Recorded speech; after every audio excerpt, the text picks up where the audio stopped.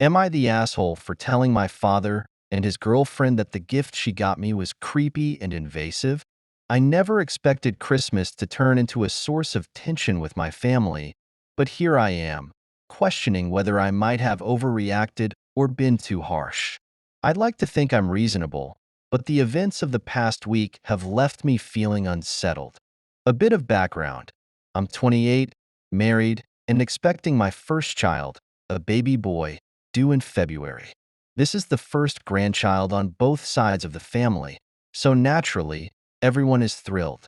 My husband and I are beyond excited, but as most expectant parents know, this period can be overwhelming too. Between doctor's appointments, preparing the nursery, and navigating unsolicited advice, there's a lot to juggle. My father's girlfriend, Lena, not her real name, has been a part of our family for about 3 years. We get along well enough, though we're not particularly close. Lena is friendly and well-meaning, but we're very different people. She's deeply immersed in influencer culture and social media trends, whereas I prefer to keep a lower profile. My Instagram account is private, and I use it sparingly, mainly for close friends and family. Lena, on the other hand, follows dozens of influencers and constantly shares their posts with me, especially now that I'm pregnant. At first, I didn't mind. She sent me links to posts about baby products, prenatal yoga, and meal plans for pregnancy. Some of it was helpful, though I drew the line when she started sending more personal content, like birth vlogs. A few months ago, one of her favorite influencers shared a video of her baby's birth. It was highly edited, complete with soft country music playing in the background, footage of the baby crowning, blurred, thankfully, and shots of her entire family watching from just outside the delivery room. Lena forwarded the video to me, gushing about how beautiful it was. I politely told her it wasn't my style and that I'd never want something like that for myself. Fast forward to Christmas. My husband and I joined my extended family at my cousin's house for the festivities. It was a joyful day filled with laughter, good food, and the excitement of exchanging gifts. When it was Lena's turn to give me her present, she handed me an envelope with a big smile. Inside was a business card for a videographer. "I hired him to film your birth," she announced proudly. For a moment, I was speechless. My initial reaction was a mix of shock and disbelief. Who hires a stranger to film someone else's medical procedure? I've been vocal from the beginning about wanting privacy during the birth. My husband and I agreed early on that it would just be the two of us in the delivery room. I even made it clear that I didn't want visitors at the hospital until after we'd had some time to recover and bond with our baby. Despite my discomfort, I didn't want to make a scene. I smiled stiffly and thanked Lena, but internally, I was reeling. My mind raced with questions. Did she think this was a thoughtful gift? Did she completely disregard my earlier comments? Most importantly, how was I supposed to decline this without hurting her feelings?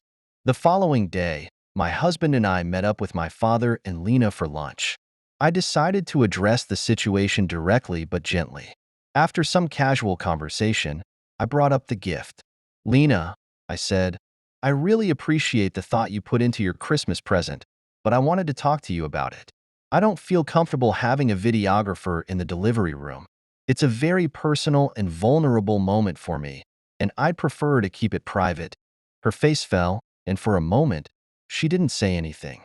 Then she stammered, "But this is such a beautiful opportunity to capture a once-in-a-lifetime moment. You'll treasure it forever." "I understand where you're coming from," I replied, "but it's just not something I'm comfortable with. I hope you can understand." At that point, my father jumped in. "Lena went out of her way to do something special for you. The least you could do is appreciate it." "I do appreciate the thought," I insisted, "but I've been clear from the beginning that I want privacy during the birth. It's nothing personal against Lena. I just don't want a stranger with a camera in the room." Lena's eyes filled with tears. "I was only trying to help," she said. "I thought you'd be excited about creating such a beautiful memento. Why would you pass up on something like this?" Her words hit a nerve. I tried to stay calm, but I couldn't hold back my frustration. Because I find the idea of being filmed during childbirth creepy and invasive, I said firmly. This isn't the first time I've mentioned that I'm uncomfortable with it. Lena began crying in earnest, and my father glared at me. That was uncalled for, he said. You didn't need to insult her. She was only trying to do something nice for you. I'm not trying to insult anyone, I said, exasperated. I'm just being honest about how I feel. I didn't ask for this, and I don't want it. The conversation ended on a sour note. Lena was visibly upset, and my father seemed angry with me. My husband, who had been quiet for most of the exchange, later reassured me that I'd handled the situation appropriately. Still, my father's reaction left me feeling uneasy. Over the next few days, I shared the story with a few close family members and friends to get their perspective. Without exception, they all sided with me. It's your body, your baby, and your experience, one friend said. You have every right to set boundaries, no matter how well-meaning Lena's intentions were. Despite the support, I can't shake the guilt. I know Lena meant well, and I hate that I hurt her feelings. But at the same time, I can't pretend to be okay with something that makes me uncomfortable.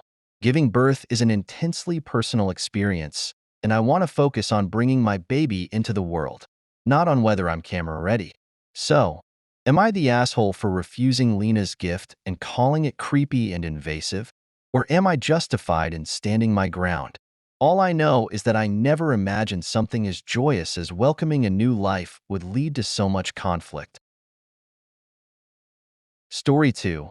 Am I the asshole for refusing to give my mother access to my savings account, even though she says it's for family emergencies? I, 24F, have always prided myself on being financially responsible. Ever since I got my first job at 18, I made it a priority to save money. I lived frugally, worked extra shifts, and avoided unnecessary spending. Over the years, I managed to build a small but significant emergency fund, along with savings for a future home. It wasn't much compared to some of my friends, but to me, it represented years of hard work and sacrifice. My family, however, hasn't been as fortunate. My mom, who is 48, works as a cashier at a local grocery store. My dad, 51, is a handyman who takes odd jobs whenever he can. Between their modest incomes, my younger brothers, 15M, medical expenses, and the general cost of living, money has always been tight in our household.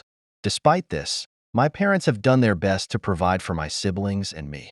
Growing up, I understood the value of every penny, and it shaped the way I viewed money. I didn't want to struggle like my parents did, so I made financial stability my goal. But recently, my mom has been putting pressure on me to give her access to my savings account. It all started a few months ago when our family car broke down. My dad needed it for his handyman jobs, and the repair costs were steep. I pitched in $500 to help cover the bill. A month later, my brother needed new glasses and some extra school supplies. Again, I stepped up and paid for them. At first, my mom was grateful, thanking me for being so supportive. But soon, her gratitude turned into expectation. Every time a new expense came up, she would ask me for help. I didn't mind contributing. It was my family, after all. But when she started suggesting that I give her direct access to my savings for emergencies, I hesitated. Why do you need access to my account, Mom? I asked her one evening as we sat in the living room. It's not about needing it right now, she replied. It's about being prepared. You never know when something big might happen. If we had quick access, it would save time during a crisis. I tried to explain to her that my savings were carefully budgeted for specific goals: emergencies, a down payment on a house, and possibly going back to school. I assured her I'd always be there to help if a real emergency came up, but I didn't see the need to give up control of my account.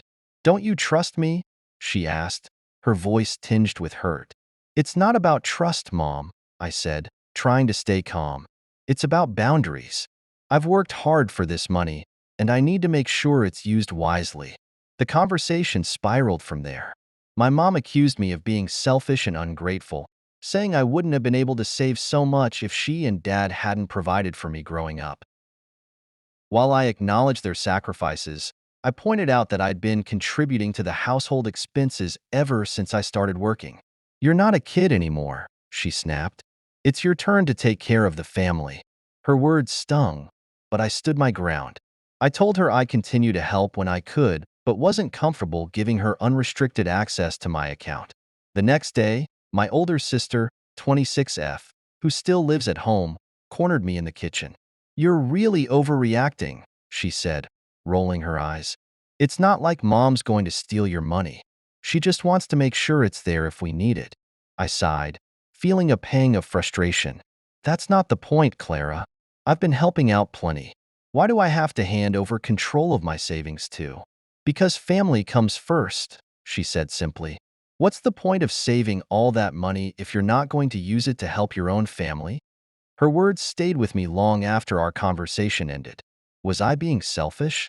Was I prioritizing my future over my family's immediate needs? The guilt began to weigh on me, and I found myself questioning my decision.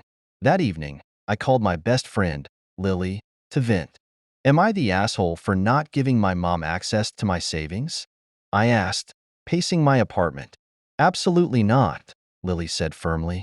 "Look, I get that you want to help your family, and it sounds like you've been doing a lot already. But giving someone else access to your savings is a huge deal. What if they misuse it? What if it's gone when you need it?"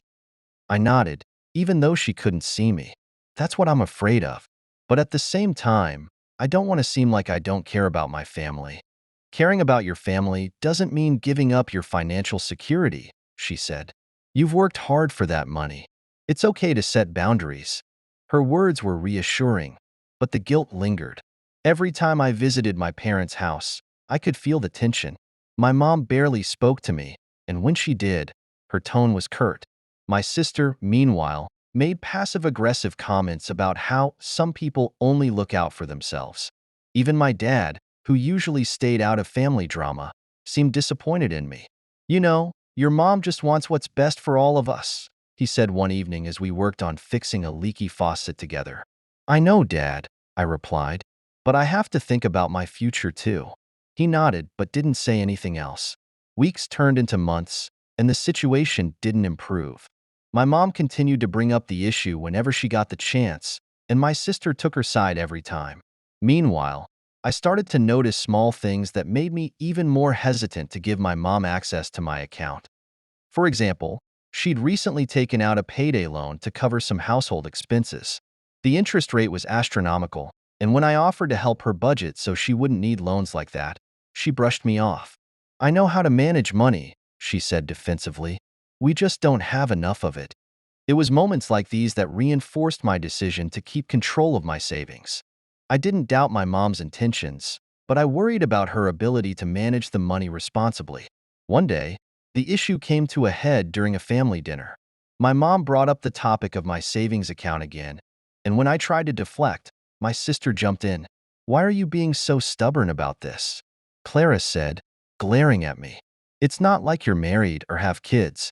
What are you even saving for?" "Excuse me?" I said, taken aback. "I don't need to justify my savings to you." "Yes, you do," my mom interjected. "This is about family, not just you.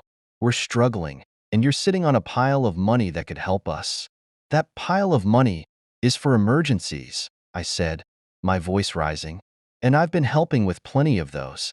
But it's also for my future, something I've been working toward for years. I shouldn't have to give that up." The argument escalated, with everyone talking over each other. Finally, I stood up, grabbed my coat, and left. As I drove home, I felt a mix of anger and sadness. I loved my family, but I couldn't keep bending to their demands. I'd spent years building my savings, not just for myself, but also to ensure I wouldn't end up in the same financial struggles they faced. In the days that followed, I decided to set clearer boundaries. I told my mom I would continue to help when I could, but that my savings account was off limits. She didn't take it well, and our relationship has been strained ever since. Sometimes, I wonder if I made the right choice. Am I selfish for putting my future first? Or was I right to protect the financial stability I worked so hard to achieve?